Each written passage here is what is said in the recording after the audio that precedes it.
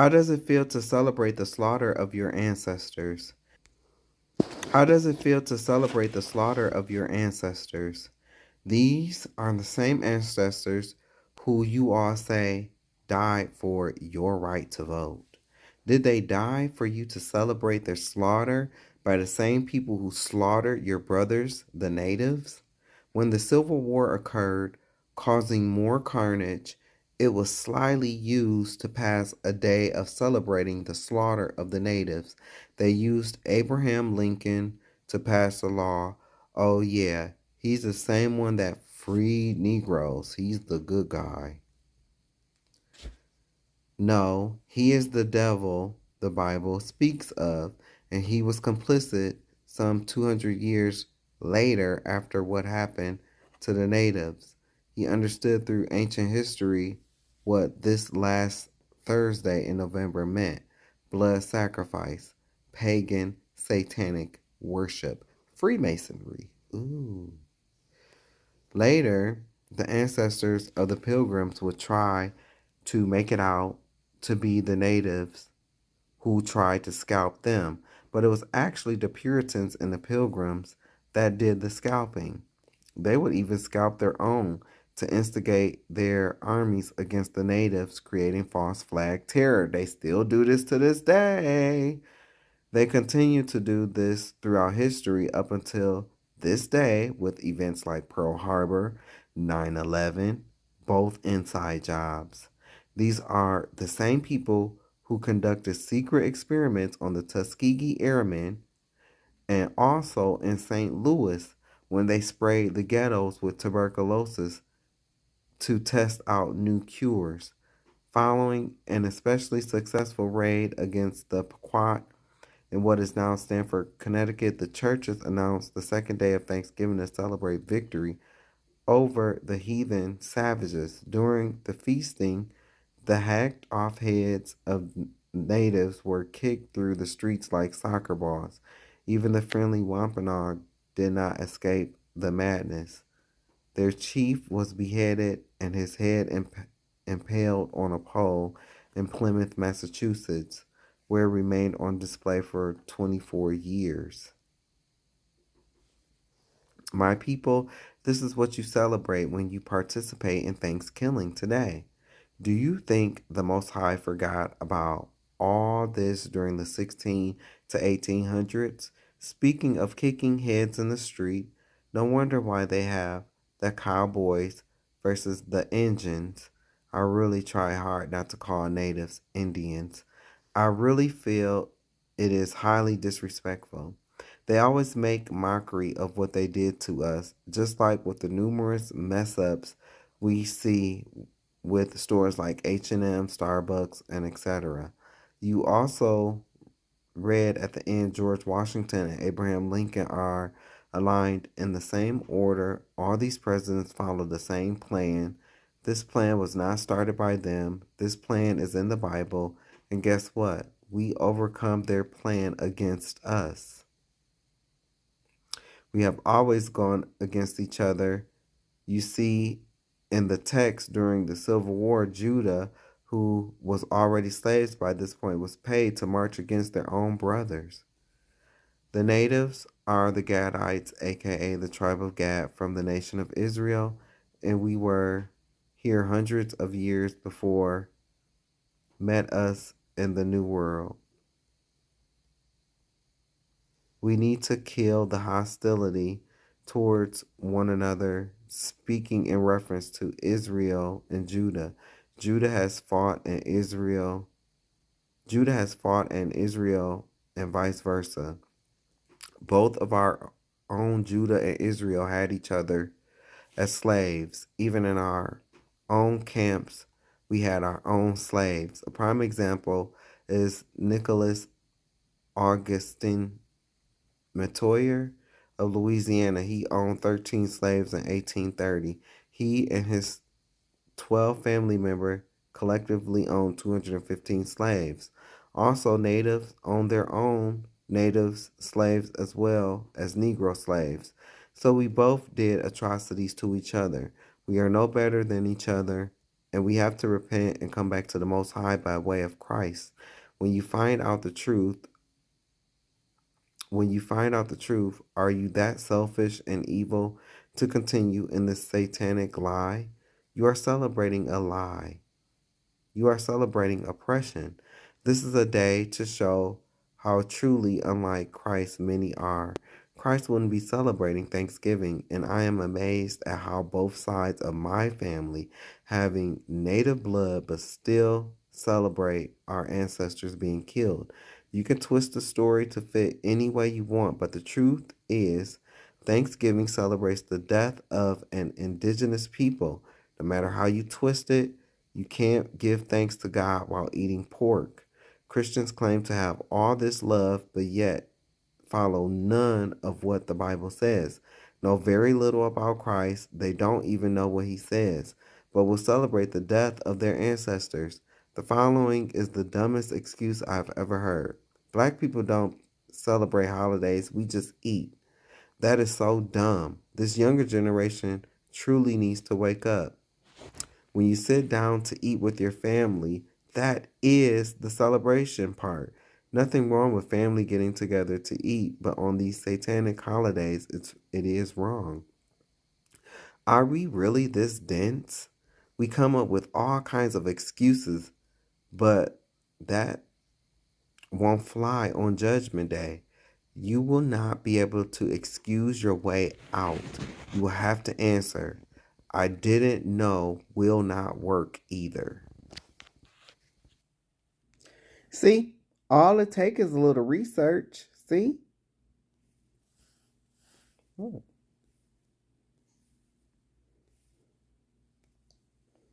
what does this say?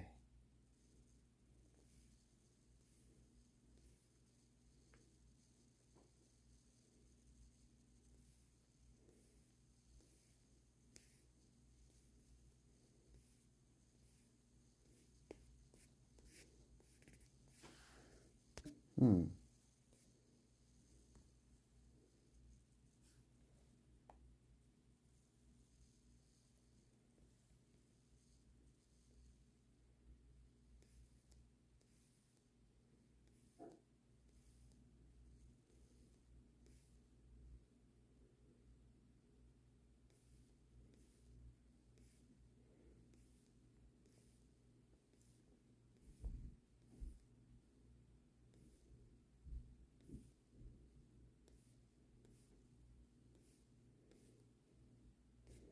You can read the rest on your own, but all it takes is a little research.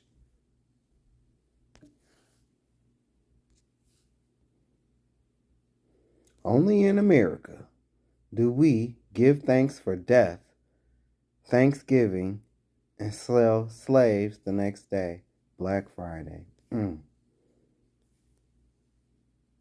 Natives celebrating Thanksgiving is like black people celebrating slavery. The first Thanksgiving. In 1637, the colonist army surrounded a fortified Pequot village on the Mystic River. At sunrise, as the inhabitants slept, the Puritan soldiers set the village on fire and massacred over 700 Native Americans. The next day, the governor of Massachusetts Bay Colony declared a day of thanksgiving, thanking God that they had eliminated over 700 men, women, and children. It was signed into law that this day forth shall be a day of celebration and thanksgiving for subduing the Pequots. So that's what you celebrating. That's what you celebrate. You can try to sit up and say, "Oh no, it's are we giving thanks to God?" Well, guess what? You still in the wrong. I mean, do what you want to do, but you're still in the wrong. You know why? Because God already set aside days for you to gather, eat, and give thanks to Him, and you totally neglect those days. And I'm talking to the church leadership and the people in the pews. You totally neglect those days. And yet, you've picked up the world's holidays. And I thought we wasn't supposed to care about the world. These are worldly holidays. I'm giving somebody something to, the next time they want to come down on you about something. Yeah, you're celebrating genocide. And you claim to be a pastor? You claim to be about Christ and love, but you're celebrating genocide, the genocide of your own people. 1637? That's after 1619. So our people was here too. Negroes was here. Because I am, I'm sure I have Negro in me. Will never deny that. So, yeah, that's what you're celebrating. You could try to smooth it over. You could try to make it sound, I respect people more. I respect it. Well, I'm just going to do, I respect that even more than these cowards that try to say, well, I mean, it's for the kids. It's the kids. The kids. Nah. When you picking them up from school and you driving past that McDonald's and they be like, "Oh, can you stop at McDonald's?" What you say? You got McDonald's money? Ain't that a no? You don't got no problem saying no then.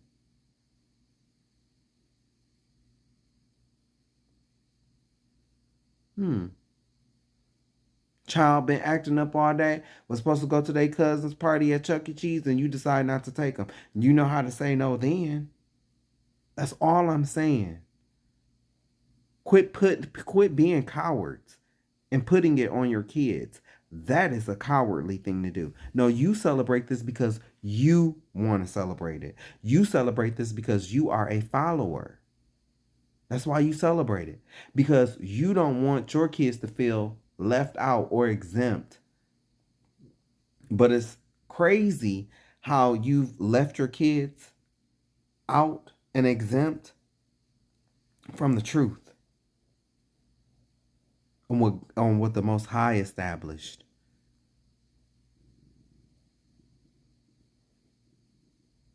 That's like, when you sacrificing your child to Moloch, that's kind of what that is. That's kind of what that is. Because guess what? We had a holiday like Christmas too, where we gathered and we gave gifts. There was no Christmas tree involved. Well, no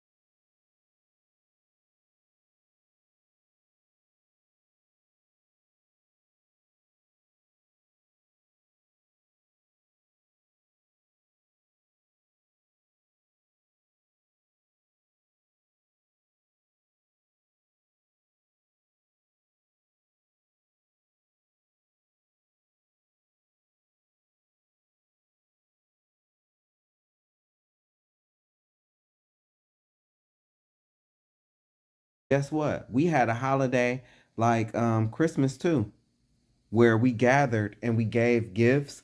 There was no Christmas tree involved. Wasn't no Christmas tree involved. But it's called Purim. And it's actually in February.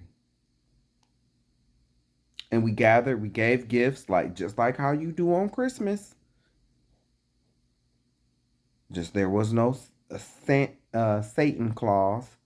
I'm sorry, Santa Claus. Because you know, you switch that in around. Satan's claws. That's what you're signing up for. Because see, he was here when it was Saturnalia. You wasn't. And you don't want to pick up a book because you know what they say. If you want to put anything in a book, you want to hide anything from Negroes, put it in a book.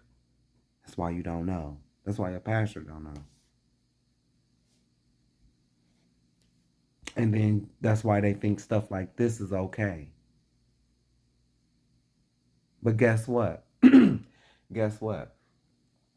A lot of them church leadership on the day of judgment, they gon' gag. They're gonna gag. Because see, they were responsible for leading the flocks, right? But they've led their flocks astray. When they find out when they're shown, because you know they gonna argue with me all day, up and down all day. Because see, I'm just a man. But when God shows them, this is what you did, that's where the gnashing of teeth is gonna come in. That's where people's faces are gonna be cracked. That's where people's mouths are gonna be wide open. Yeah.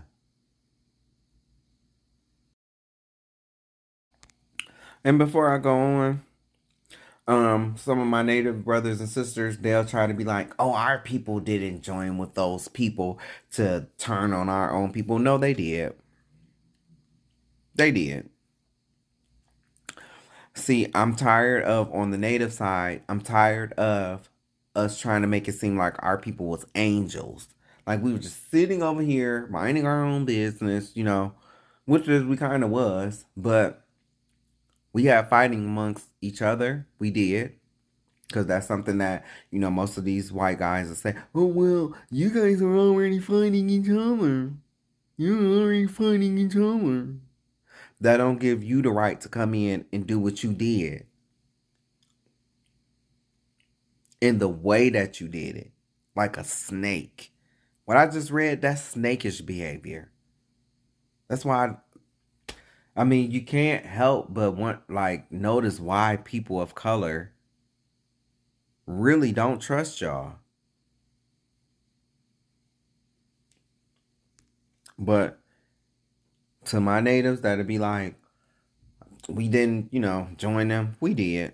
Oh, yes, we did. Mm-hmm. And you have some natives, they refuse to believe that natives are the true Hebrew children. But I got some documented proof for you too. Mm-hmm. And then sometimes I run across natives who don't like black people, got the nerve to not like black people. Negroes.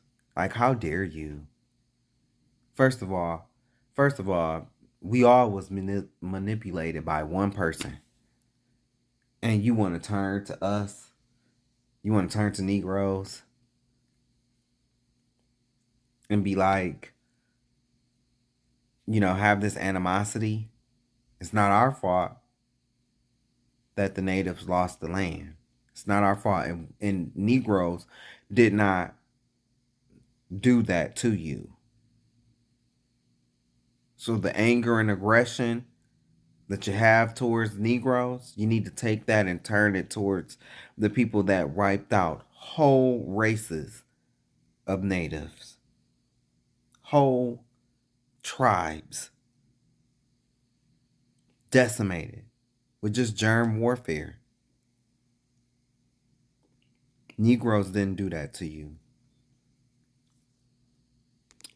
I decided to use this next piece from Chuck Larson because I wanted to give multiple accounts from people who know the history and see what I like about this, because it's some things in here that I learned that I didn't learn from the previous things that I read. That's why I like to do my research. Introduction for Teachers by Chuck Larson. This is a particularly difficult introduction to write. I have been a public schools teacher for 12 years, and I am also a historian and have written several books on American and Native American history. I also just happen to be, is it Quebec French, Métis, Ojibwa, and Iroquois, because my Indian ancestors were on both sides of the struggle between the Puritans and the New England Indians, and I am well versed in my cultural heritage and history, both as an Anishinabeg, Algonquin, and Haudenosaunee Iroquois. This is so small. One moment. It was felt that I could bring a unique insight to the project. For an Indian who was also a school teacher, Thanksgiving was never an easy holiday for me to deal with in class. I sometimes have felt like I learned too much about the Pilgrims and Indians. Every year I have been faced with the professional and moral dilemma of just how to be honest and informative with my children at Thanksgiving without passing on historical distortions and racial and cultural stereotypes. The problem is that part of what you and I learned in our own childhood about the Pilgrims and Squanto and the first Thanksgiving is a mixture of both history and myth. But the theme of Thanksgiving has truth and integrity far above and beyond what we and our forebears have made of it. Thanksgiving is a bigger concept than just the story of the founding of the Plymouth plantation. So, what do we teach to our children?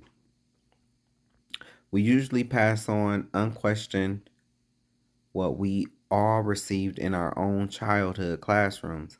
I have come to know both truths and myths about our first Thanksgiving, and I feel we need to try to reach beyond the myths to some degree of historic truth. This text is an attempt to do this. At this point, you are probably asking, what is the big deal about Thanksgiving and pilgrims? What does this guy mean by a mixture of truth and myth?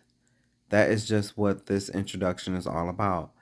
I propose that there may be a good deal that many of us do not know about our Thanksgiving holiday and also about the first Thanksgiving story. I also propose that what most of us have learned about the Pilgrims and the Indians who were at the first Thanksgiving at Plymouth Plantation is only part of the truth. When you build a lesson on only half of the information, then you are not teaching the whole truth. That is why I use the word myth. So, where do you start to find out more about the holiday and our modern stories about how it began? A good place to start with is a very important book, The Invasion of America by Francis Jennings. It is a very authoritative text on the settlement of New England and the evolution of Indian white relations in New England colonies. I also recommend looking up any good text on British history. Check out the British Civil War of 1621 through 1642, Oliver Cromwell, and the Puritan Uprising of 1653, which ended parliamentary government in England until 1660. The history of the Puritan experience in New England really should not be separated from the history of the Puritan experience in England. You should also realize that the Pilgrims were a subsect or splinter group of the Puritan movement. They came to America to achieve on this continent what their Puritan brethren continued to strive for in England. And when the Puritans were forced from England, they came to New England and soon absorbed the original Pilgrims. As the editor, I have read all the texts in our bibliography and many more in preparing this material for you. I want you to read some of these books, so let me use my editorial license to deliberately provoke you a little. When comparing the events stirred on by the Puritans in England with accounts of Puritan/Pilgrim activities in New England in the same era, several provocative things suggest themselves. 1. The Puritans were not just simple religious conservatives persecuted by the king and the Church of England for their unorthodox beliefs. They were political revolutionaries who not only intended to overthrow the government of England, but who actually did so in 1649. The Puritan pilgrims who came to New England were not simply refugees who decided to put their fate in God's hands in the empty wilderness of North America, as a generation of Hollywood movies taught us. In any culture at any time, settlers on a frontier are most often outcasts and fugitives who in some way or other do not fit into the mainstream of their society.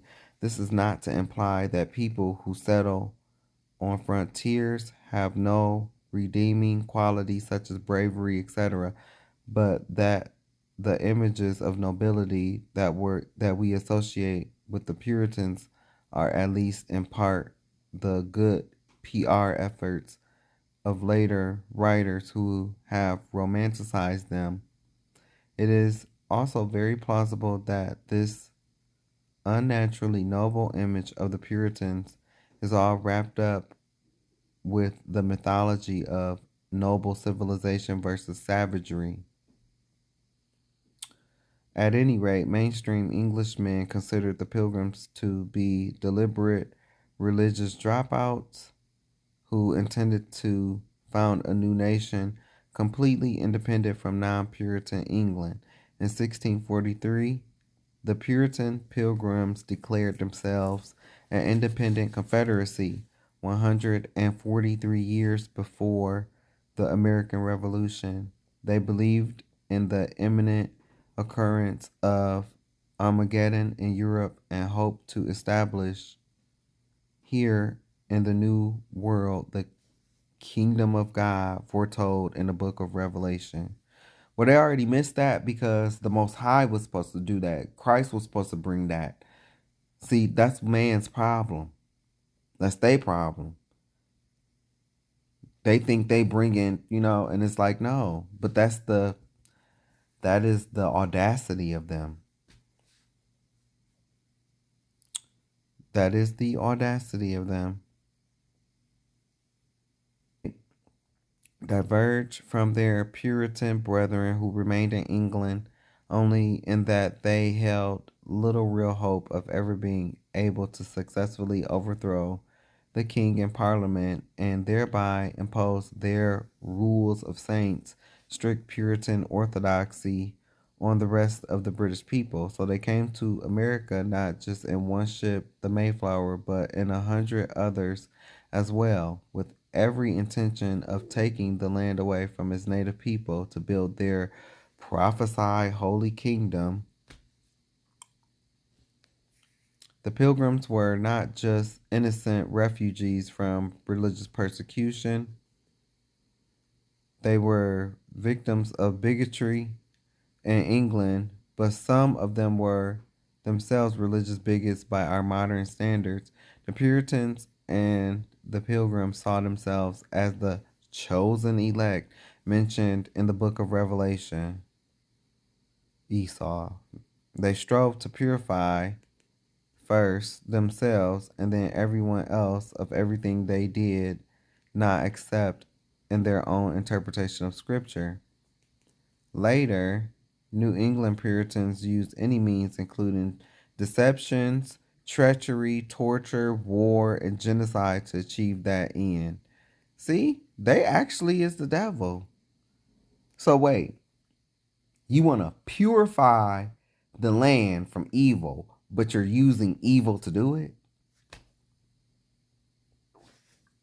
Told you we should have left them in the caves, man. I'm telling you.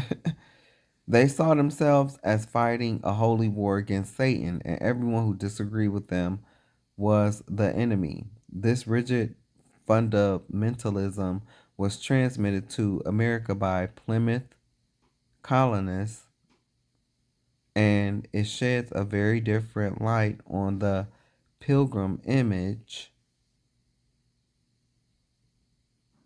One moment.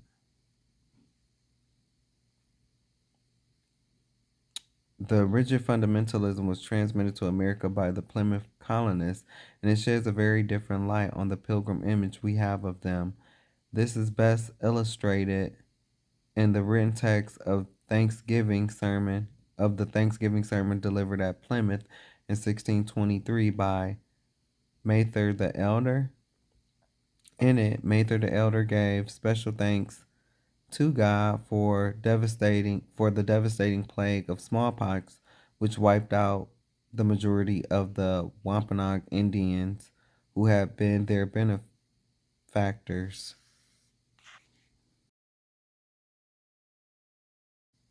Wow. Talking about a bite, the hand that feeds you. But, I mean, look at today.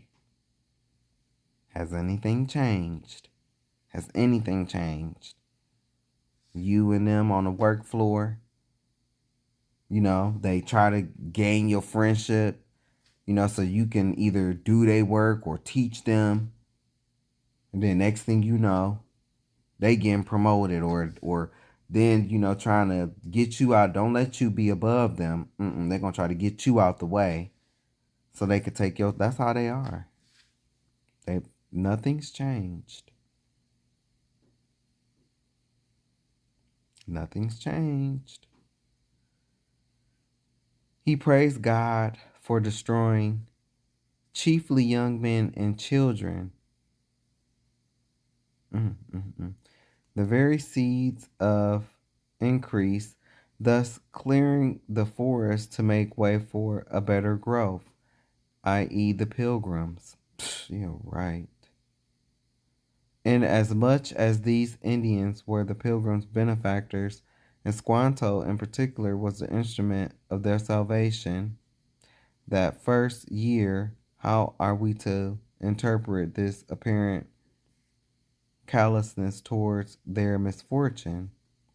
The Wampanoag Indians were not the friendly savages some of us were told about when we were in primary grades, nor were they invited out of the goodness of the pilgrims' hearts to share the fruits of the pilgrims' harvest in a demonstration of Christian charity and interracial brotherhood.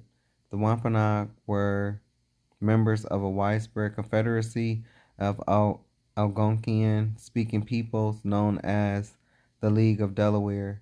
For 600 years, they had been defending themselves from my other ancestors, the Iroquois. For the last 100 years, they had also had encounters with European fishermen and explorers, but especially with European slaves who had been raiding their coastal villages. They knew something of the power of the white people, and they did not fully trust them. But their religion taught that they were to give charity to the helpless and hospitality to anyone who came to them with empty hands. Also, Squanto, the Indian hero of the Thanksgiving story, had a very real love for a British explorer named John Weymouth, who had become a second father to him several years before the pilgrims arrived at Plymouth. Clearly, Squanto saw these pilgrims as Weymouth's people, To the Pilgrims, the Indians were heathens and therefore the natural instruments of the devil. Squanto, as the only educated and baptized Christian among the Wampanoag, was seen as merely an instrument of God, set in the wilderness to provide for the survival of his chosen people, the Pilgrims. The Indians were comparatively powerful and therefore dangerous, and they were to be courted until the next ship arrived with more pilgrim colonists and the balance of power shifted. The Wampanoag were actually invited to that Thanksgiving feast for the purpose of negotiating a treaty that would secure the lands of the Plymouth Plantation for pilgrims. It should also be noted that the Indians, possibly out of a sense of charity toward their host, ended up bringing the majority of the food for the feast. Mm. A generation later, after the balance of power had indeed shifted, the Indian and white children of that Thanksgiving were striving to kill each other in the genocidal conflict known as King Philip's War. At the end of that conflict, most of New England's Indians were either exterminated or refugees among the French in Canada, where they were sold into slavery in the Carolinas by the Puritans. So successful was this early trade so successful was this early trade in Indian slaves that several Puritan ship owners in Boston began the practice of raiding the ivory coast of Africa for black slaves to sell to the proprietary colonies of the South, thus founding the American based slave trade. See? Do you see how it all ties together? Do you see? So, to my black folk sitting there eating pork all your life, hey, after that high blood pressure, diabetes, and all of that, was it really worth it? Because just know you are celebrating the slaughter of your ancestors.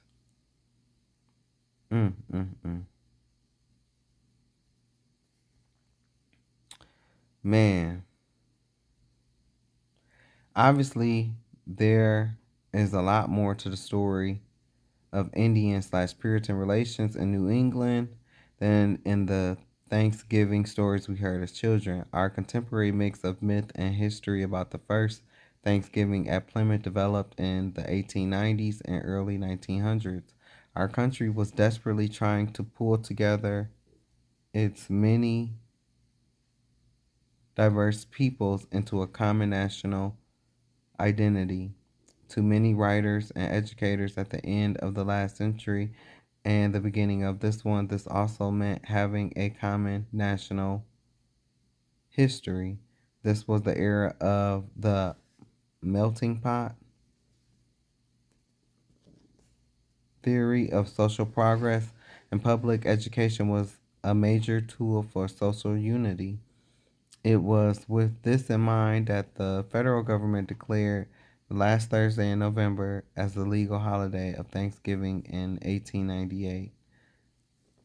In consequence, what started as an inspirational bit of New England folklore soon grew into a full-fledged American Thanksgiving we now know.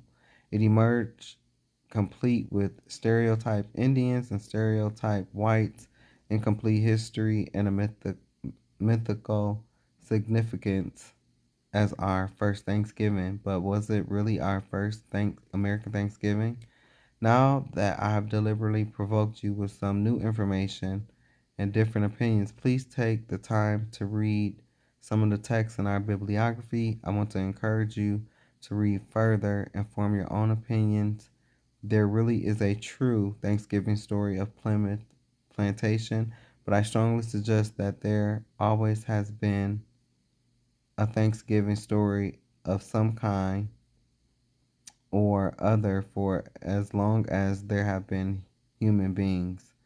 There was also a first Thanksgiving in America, but it was celebrated 30,000 years ago.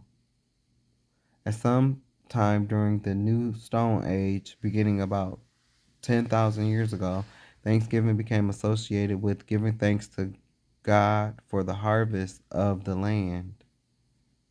Thanksgiving has always been a time of people coming together, so thanks has also been offered for that gift of fellowship between us all. Every last Thursday in November, we now partake in one of the oldest and most universal of human celebrations, and there are many Thanksgiving stories to tell. As for Thanksgiving week at Plymouth Plantation in 1621, the friendship was guarded and not always sincere, and the peace was very soon abused. But for 3 days in New England's history, peace and friendship were there. So here is a story for your children. It is as kind and gentle a balance of historic truth and positive inspiration as its writers and this editor can make it out to be. I hope it will adequately serve its purpose both for you and your students. And I also hope this work will encourage you to look both deeper and farther for Thanksgiving is Thanksgiving all around the world. Chuck Larson, Tacoma Public Schools, September 1986. Give the These are the footnotes.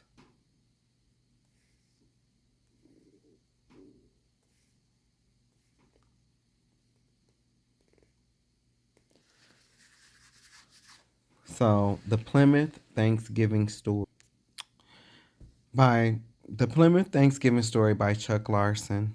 When the Pilgrims crossed the Atlantic Ocean in 1620, they landed on the rocky shores of a territory that was inhabited by the Wampanoag Indians. The Wampanoags were part of the Algonquian-speaking peoples, a large group that was part of the woodland culture area. These Indians lived in villages along the coast of what is now Massachusetts and Rhode Island. They lived in round roof houses called wigwams. These were made of poles covered with flat sheets of elm or birch bark. Wigwams differ in construction from teepees that were used the by Indians of the Great Plains. See, notice, with these three different accounts, you learning, different things from each one. That's why I did it this way. The Wampanoags moved several times during each year in order to get food. In the spring, they would fish in the rivers for salmon and herring. In the planting season, they moved to the forest to hunt deer and other animals. After the end of the hunting season, people moved inland where there was greater protection from the weather. From December to April, they lived on food that they stored during the earlier months. The basic dress for men was the breechclout, a length of deerskin looped over a belt in back and in front. Women wore deerskins wrapped around skirts, deerskin leggings, and fur capes made from deer, beaver, otter, and bear skins. Gave them protection during the colder seasons, and deerskin moccasins were worn on the feet, both men and women. Usually braided their hair, and a single feather was often worn in the back of the hair by men. They did not have the large feathered headdresses worn by people in the Plains culture area. There were two language groups of Indians in New England at this time. The Iroquois were neighbors to the Algonquian speaking people. Leaders of the Algonquin and Iroquois people were called sachems. Each village had its own sachem In tribal council, political power flowed upward from the people. Any individual, man or woman, could participate, but among the Algonquians, more political power was held by men. Among the Iroquois, however, women held the deciding vote in the final selection of who would represent the group. Both men and women enforced the laws of the village and helped solve problems. The details of their democratic system were so impressive that about 150 years later, Benjamin Franklin invited the Iroquois to Albany, New York to explain their system to a delegation who then developed the Albany Plan of Union.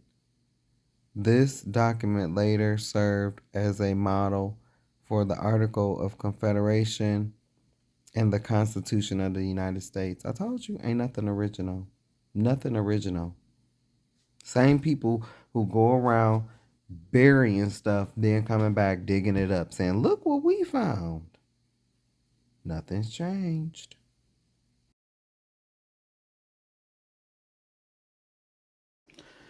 These Indians of the eastern woodlands called the turtle, the deer, and the fish their brothers.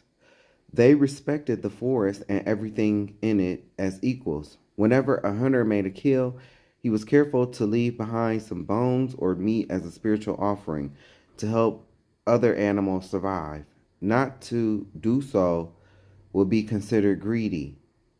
And so, okay, now, side note, this will let you know this is even more proof that natives are the true children of Israel, right along with the Negroes um, and Latinos, because in our law, when it was time to harvest, we would leave the corners of the fields for animals and the poor to pick.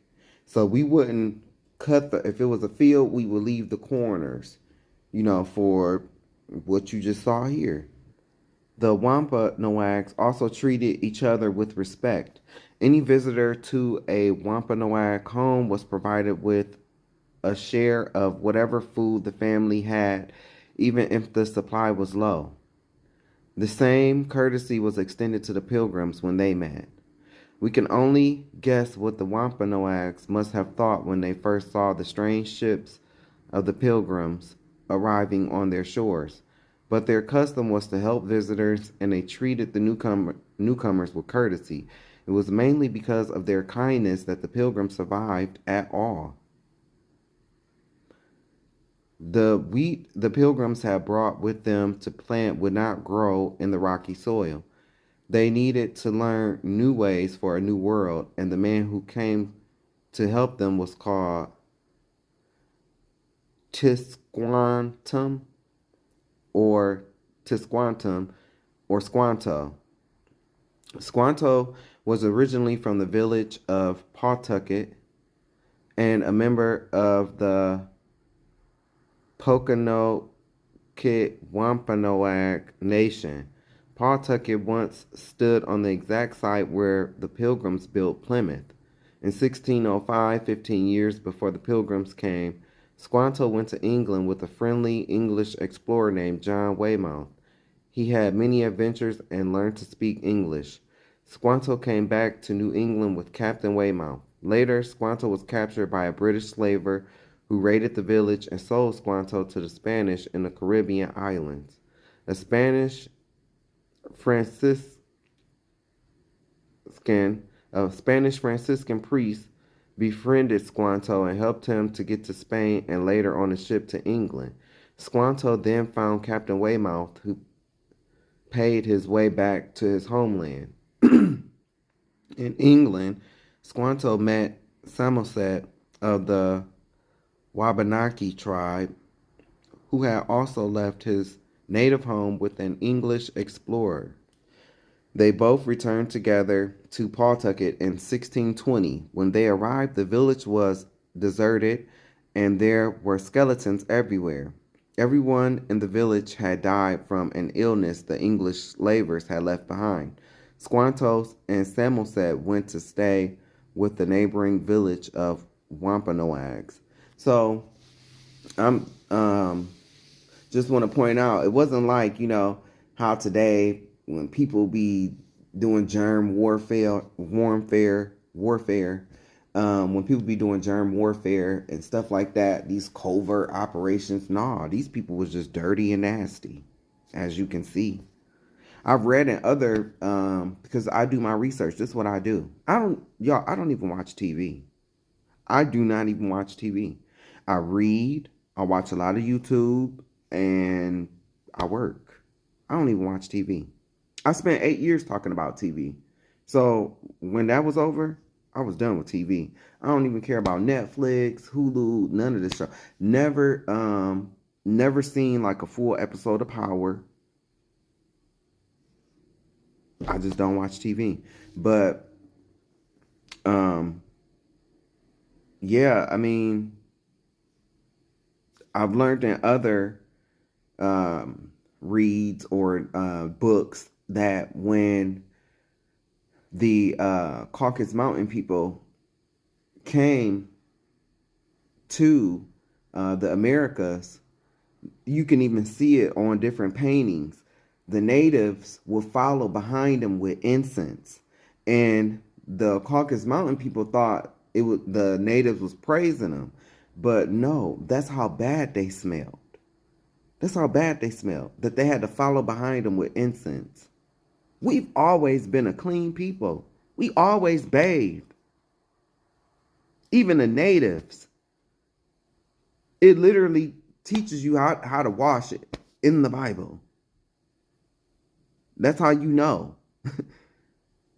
we are naturally clean people. Yeah, we got some one-offs, but for the most part, we are together when it comes to that. So, yeah, man, that's something that I laughed about when I found that the natives will follow behind them with incense because they stank. Squanto and Samoset went to stay with a neighboring village of Wampanoags. 1 year later, in the spring, Squanto and Samoset were hunting along the beach near Pawtucket. They were startled to see people from England in their deserted village. For several days, they stayed nearby observing the newcomers. Finally, they decided to approach them. Samoset walked into the village and said, "Welcome." Squanto soon joined him. The pilgrims were very surprised to meet two Indians who spoke English. The pilgrims were not in good condition. They were living in dirt-covered shelters. But they'll talk about others because now they've robbed, looted, killed, and destroyed. They got their big mansions in Beverly Hills, and even here, they have their big mansions, and now they look down on people. But when when you first got here, you was the one staying in mud huts. They don't like that. There was a shortage of food, and nearly half of them had died during the winter. Good. They obviously needed help, and the two men were a welcome sight. Squanto, who probably knew more English than any other Indian in North America at that time, decided to stay with the pilgrims for the next few months and teach them how to survive in this new place. Man, if I could travel back in time, I would tell him, no, no, do not help them. You're going to regret it. Do not help them. When it's their time, you soft black people, because some of y'all is soft. You get all the feelings up in your heart. Oh, well, nah. Them and they kids. Because guess what? They kids were standing outside when their people hung our people. They had their kids outside laughing. So yeah, them two, going on. That's our problem. We too compassionate to other people, but not our own people. That be like really blowing my mind. He brought them deer meat and beaver skins. He taught them how to cultivate corn and other new vegetables and how to build Indian style houses. He pointed out poisonous plants and showed how other plants could be used as medicine. He explained how to dig and cook clams, how to get sap from maple trees, use fish for fertilizer, and dozens of other skills needed for their survival. But yet today, when you get in these comments and you see some of these white folks and the audacity that they have, you wouldn't even be here. You wouldn't even be here had it not been for the natives. How dare you? That's why your fall is going to be so hard. It's going to be so hard because the pride that you have and what you've done to others, there's nothing original about you. Nothing original. Everything you've learned everything from everyone else and pretty much stole it for your own. There's nothing original about you people. Just keeping it real. By the time fall arrived, things were going much better for the pilgrims, thanks to the help they had received. The corn they planted had grown well. There was enough food to last the winter. They were living comfortably in their Indian style wigwams and had also managed to build one European style building out of squared logs. This was their church. They were now in better health and they knew more about surviving in this new land. The pilgrims decided to have a Thanksgiving feast to celebrate their good fortune. They had observed Thanksgiving feast in November as a religious obligations in England for many years before coming to the New World. The Algonquian tribes held 6 Thanksgiving festivals during the year. The beginning of the Algonquian year was marked by the maple dance, which gave thanks to the Creator for the maple tree and its syrup. The ceremony occurred when the weather was warm enough for the sap to run in the maple trees, sometimes as early as February. And it says sometimes as early as February because, see, even the natives knew that the new year starts in March. Another delusion. Another delusion. The new year starts in March. And I have lessons on this too. But the new year starts in March. Okay, so think about it. September. They still have the Latin like prefixes, sept, that's 7. October, octo, that's 8. November, NOV, that's 9. December, that's 10. January is 11, and February is 12. In the new year, according to the Most High, the one who created the earth, the one who created the earth, not the white man that you take instructions from, but the creator of the earth. He said that it was actually 364 days in a year. There's no such thing as a leap year. There's no such thing as daylight savings time. All of this, when you find out everything that was done to lead you away from the Most High, from the truth, from your culture, from your people, you are going to sit there with your mouth wide open. Like, damn, they did all of that to get us, to get us out. Damn, you did a lot. You did a lot. Because, some people going to be mad, but our logical people like, damn, brothers, y'all did a lot. Y'all went through a lot. Changing dates and time, burning whole history books and stuff like that. Y'all did a lot. Y'all was bothered. Been bothered.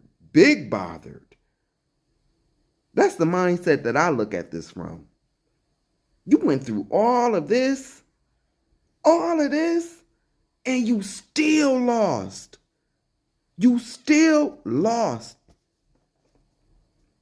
My God.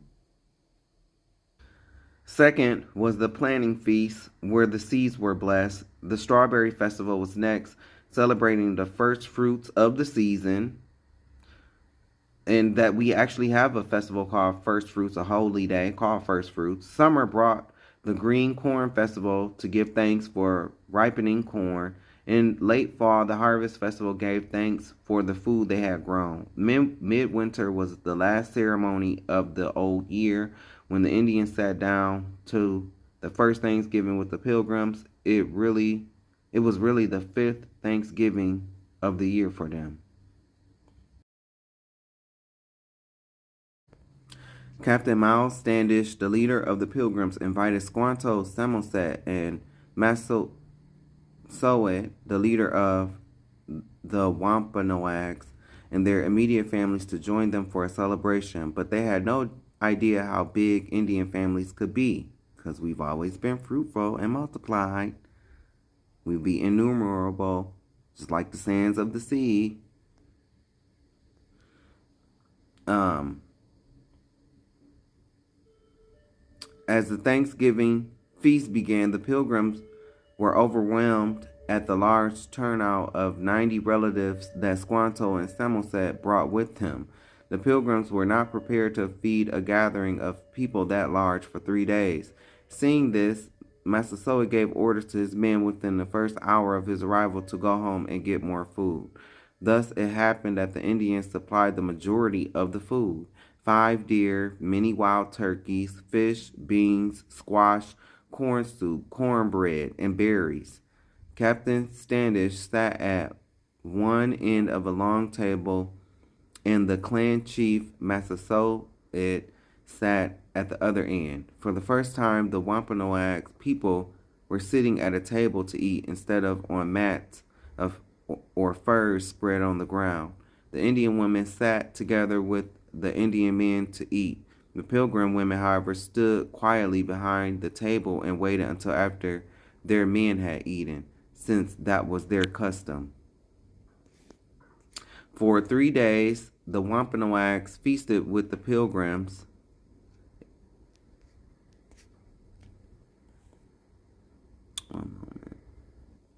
For 3 days, the Wampanoags feasted with the Pilgrims. It was a special time of friendship between two very different groups of people.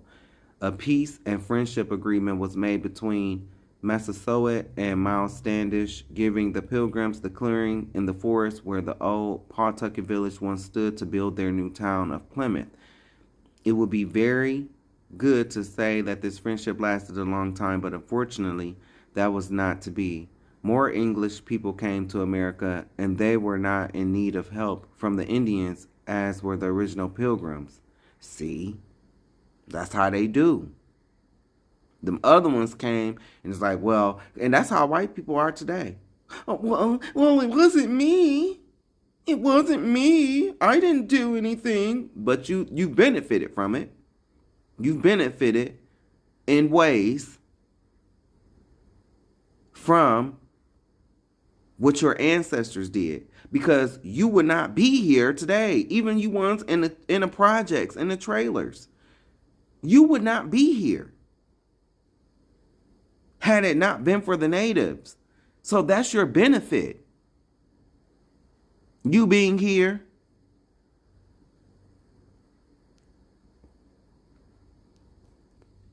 Many of the newcomers forgot the help the Indians had given them. Of course, because that's how they do. Mistrust started to grow and the friendship weakened. The Pilgrims started telling their Indian neighbors that their Indian religion and Indian customs were wrong. How you come into somebody else's land who saved you? That's why I say if I can go back in time, I would tell them no. Let them die. No, these are vermin. Let them die. The Pilgrims displayed an intolerance toward the Indian religion similar to the intolerance displayed toward the less popular religions in Europe. The relationship deteriorated, and within a few years, the children of the people who ate together at the first Thanksgiving were killing another in what came to be called King Philip's War. It is sad to think that this happened, but it's important to understand all of the story and not just the happy part. Today, the town of Plymouth Rock has a Thanksgiving ceremony each year in remembrance of the first Thanksgiving.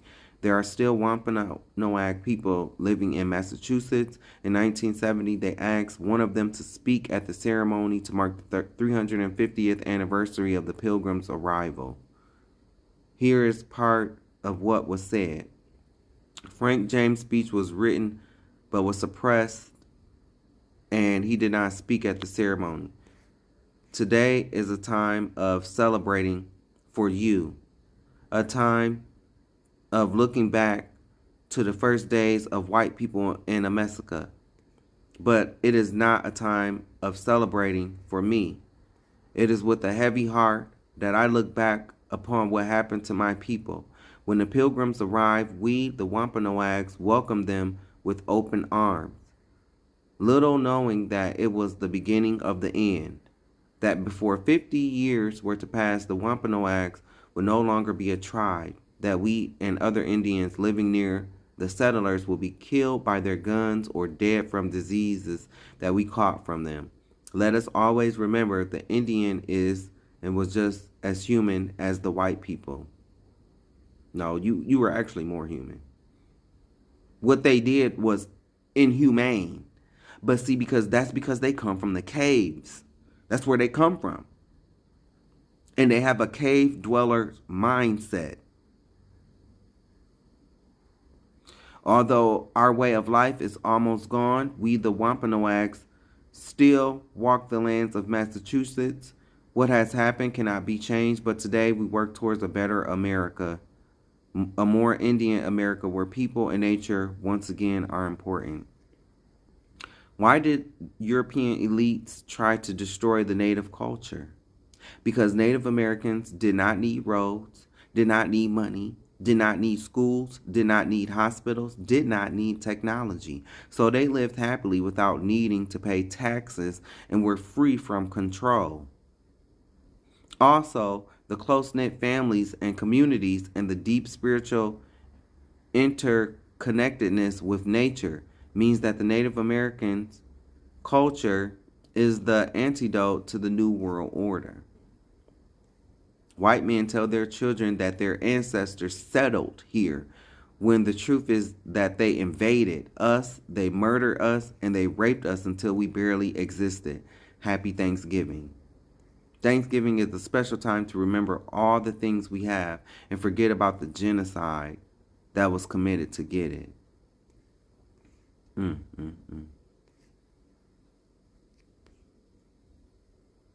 Sick, man. Now, a lot of us believe that Thanksgiving was a joyous occasion through our miseducation. We believe that the Pilgrims and natives came together under one God in unity. It was all fabrications and propaganda because the Edomite Pilgrims were pagan and was celebrating the time of the harvest long before they came to Plymouth Rock. They celebrated the time of the harvest at different times during November because they couldn't unite all the pagans. Some came from Scotland and others came from Eastern Europe countries, and they were not all on one accord. It was upon Abraham Lincoln, a Satanist, who united all of the pagans under one worship. The North American natives were already under duress and war against America when Thanksgiving was made a law to be worshipped in the new land by way of Abraham Lincoln. Let's begin with the fact that Thanksgiving was referred by a Jewish woman to Abraham Lincoln. So in fact, this was all a Zionist agenda from the beginning, a plan to unite the pagan new world. You have to understand, pagans have their holidays and worships they have been doing since ancient times, and all they did was fuse what they were already doing with the Bible masked over the paganism. The whole scheme of Thanksgiving was sold under the act of patriotism to celebrate the Union troops the same way they try to attach all their agendas to the military. They do this just in case they get any pushback. If there is any pushback, they could say, "Oh, are you against our troops or country?" Making it about the troops when it's about worshiping a spirit on that particular time of year or day. How could they sell this? Well, there was a civil war going on at that time that the banks were capitalizing from, and the government figured if they end the war, they could use that third Thursday in November to commemorate the end of the war. Of course, the troops and family would praise God that the war is over, and with the troops able to come home, it would be perfect. It would be a perfect scam to get together to cook and eat. While this is all taking place, you have your witches and warlocks channeling satanic energy by doing the ancient rituals, opening up vortexes and portals for demons to come into our realm. So they unite the witches, warlocks, and the high priests first to worship Satan, and then have the people celebrate it, knowingly or unknowingly, by eating, drinking, and giving thanks. Doesn't matter how you church folk try to twist it on a satanic holiday, known today as holidays. Then, by making it a national holiday, they will be able to pull in unlearned Christians who will worship Satan by being deceived, just like Revelation 12 and 9, King James Version says. But my question is, where is the thanksgiving or sympathy even for the North American natives? Abraham Lincoln didn't come up with anything. He was the president utilized to bring forth a proclamation signing this holiday into law. The beginning of this holiday had nothing to do with God, like it is claimed. Fruit fields and healthful skies are pagan slogans.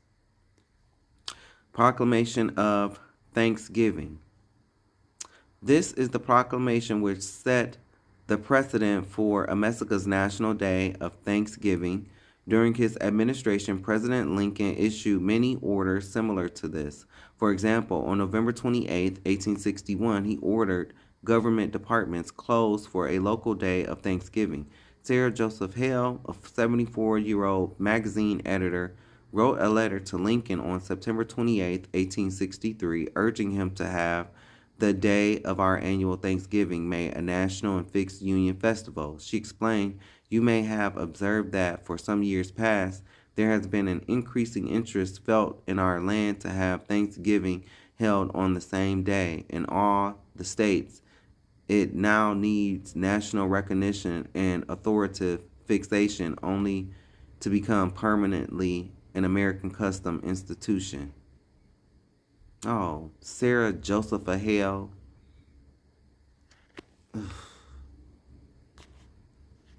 Prior to this, each state scheduled its own Thanksgiving holiday at different times, mainly in New England and other northern states. President Lincoln responded to Ms. Hale's request immediately, unlike several of his predecessors who ignored her petitions altogether.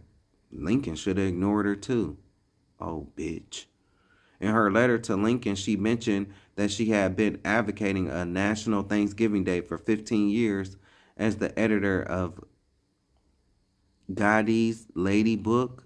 George Washington was the first president to proclaim a day of Thanksgiving, issuing his request on October 3rd, 1789, exactly 74 years before Lincoln's. The document below sets apart the last Thursday of November as a day of thanksgiving and praise. According to an April 1st, 1864 letter from John Nicolay, one of President Lincoln's secretaries, this document was written by Secretary of State William Seward, and the original was in his handwriting. On October 3rd, 1863, fellow cabinet members Gideon Welles recorded in his diary how he complimented Seward on his work. A year later, the manuscript was sold to benefit Union troops. Washington, D.C., October 3rd, 1863, by President of the United States of America, a proclamation. The year that it is drawing towards its close, has been filled with the blessings of fruitful fields and healthful skies.